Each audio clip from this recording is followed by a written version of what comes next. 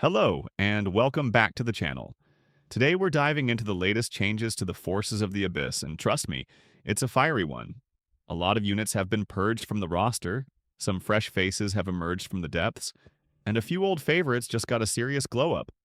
Let's break down what's gone, what's new, and what's suddenly looking a lot more dangerous for the Forces of the Abyss. For this army preview, the information is extracted from the Countercharge podcast, so shout out to them and link in the description below. The Forces of the Abyss is given two command orders. The first is Unholy Shield that is successful on a 5+.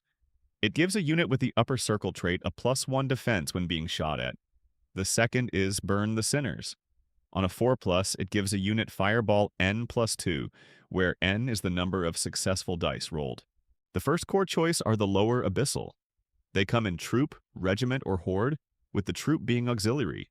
They don't boast good melee stats, but they are very cheap with Regeneration 5. For the Succubi, they remain annoying with their Ensnare and Stealthy, though they have lost Fury and upgrades for Pathfinder and Wild Charge. Note that the podcasters did not talk much about traits, so I'll only indicate them if it was mentioned.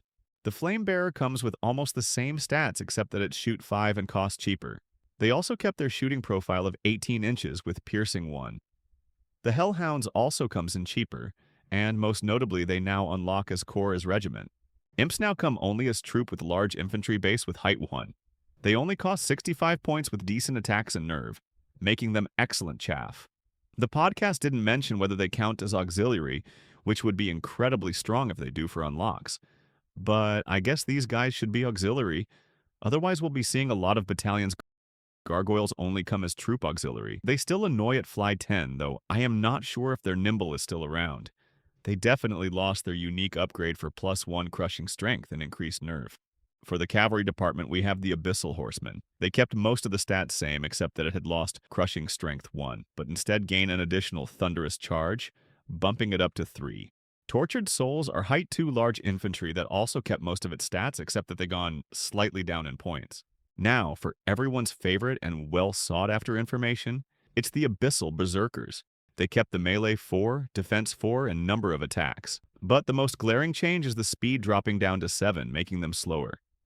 They do gain Wild Charge 1 though, so charge 15, and they retaliate. Their troop points got an increase, but regiment a decrease of 20 points. I think playing 2 units of these guys are still a viable option, and I believe they are upper circle trait, allowing them to benefit from the command order. We now move to the support choices. First in the list are the Molochs. They got an increased attack of 10 and 20 and nerve by 1. The podcast didn't mention about their special rule, so I assume the same at crushing strength 2, regeneration 5+, with an additional retaliate. I believe they lost the upgrade option for vicious and brutal. Next to them are the Abyssal Nagarri, who saw some significant changes. Their move is increased to 7, crushing strength now at 2, has rallying, retaliate, and even a thunderous charge 1. They do lose the aura ability for give regeneration, but I believe they might still have their own innate regeneration. Your next unit is the giant monster Chroneas at 235 points.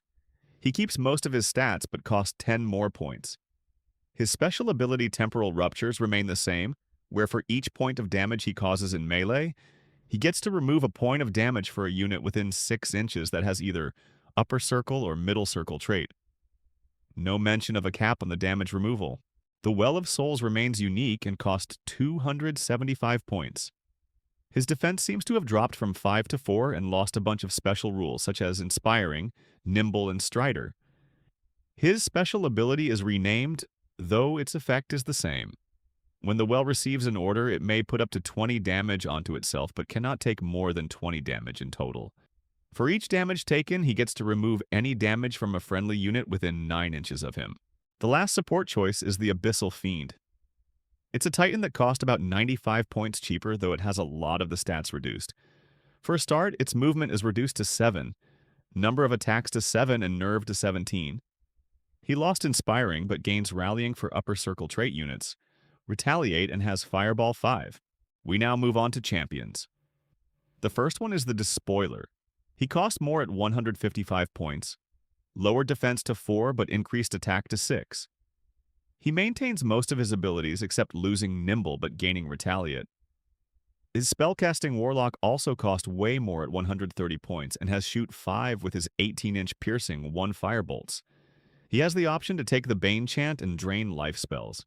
The Abyssal Harbringer comes at 95 points that has melee 5 and shoot 5.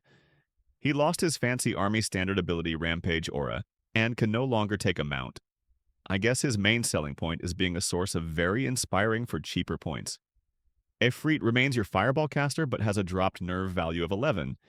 He has Fireball 7, potentially dealing 21 damage if the stars align. Your last champion choice is the unique Bloody Cardinal, literally coming from the Champions boxed set. He is a large infantry hero that costs 140 points, has speed 5, melee 3, defense 4, attack 6, and nerve 14. His abilities are Crushing Strength 2, Dread, Inspiring, and Life Leech 3. We now look at the Warlord choices. First up is the popular Seductress. She is an infantry hero and now costs 195 points. She retains her Fly 10 but gains 7 attacks and 14 nerve. Her Duelist is upgraded to D3 and can take the spells Enthrall 6 for 20 points, and Windblast 6 for 20 points. Next is something new and fighty, which is the Abyssal Warlord. He is an infantry hero that costs 170 points, have speed 5, melee 3, defense 5, attack 5, and nerve 16. His abilities are Crushing Strength 2, Individual, Inspiring, has Regeneration, Retaliate, and Vicious. Next up is the Archfiend of the Abyss. He is a hero titan costing slightly more at 315 points, and share the same model as the Fiend in the support section. He has the exact same stats, except that he now has Iron Resolve, Inbuilt Regeneration, 5+, and Retaliate. They did not mention if he still has Fireball as in 3rd edition, Fireball 10. The next Warlord is the unique Lord of Lies, who is a Titan hero costing 230 points. He has a very combatant stats with Speed 10, Slayer 3, Vicious. He has the special ability Seeds of Distrust that disallows enemy unit within 6 inches from gaining special rules or command order effects. The podcast didn't mention the abilities Brutal, Crushing Strength 3, and Fly, but I assume they are still with him. We are now at the last 2 Warlords who are unique named character. The first is Basusu the Vile. He looks to be your melee combatant at speed 10, melee 5 with 7 attacks, Crushing Strength 2. The last is Mao Tibu Su, who looks to be a beefed-up Seductress at 225 points. She can fly 10, melee 3, do 7 attacks at Crushing Strength 1, and carries combat abilities such as Brutal D3 and Duelist D3. For missing units, we have quite a range, though most of them did not see much popularity in 3rd edition. The models are also either discontinued or did not have one in the first place. I think nothing much is missed from this cleanup. Thank you for making through the entire video. If you have any thoughts, feedback, feelings about the new army, edition, or even about this video, do let me know in the comment section. I generally would not be active on YouTube, so it's better to leave a comment on the Facebook post in Kings of War Fantatics group. I am also interested to know whether you would like to see of more such videos, as I tend to only make reels or shorts on my well-painted army. See you on the next one.